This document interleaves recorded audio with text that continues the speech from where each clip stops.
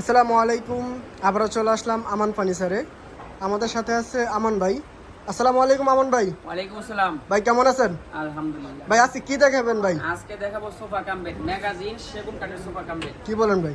এই দুই পাশ থেকে দেখান সুন্দর করে আমাদের বিলর থেকে। আজকে দেখাবো হলো সোফা কাম বেড সেগুন কাঠের ম্যাগাজিন সিস্টেম। হ্যাঁ, আর আচ্ছা আমি দেখাচ্ছি এটা। এটা বেড হয়ে যাবে ভাই? বেড হয়ে যাবে এই যে। ওয়াও, অসাধারণ একটা সোফা কাম বেড এটা। এটা হচ্ছে আমরা গর্জনের ফ্লাই ইউজ করেছি, মানে 18 মিলি। এই যে আমি এখন করে দেখাই, মানে ইজাজে আপনার লাভ আর কিছু হবে না। হ্যাঁ, এই যে এটা আমি লাভে দেখে দিচ্ছি, কিচ্ছু হবে না।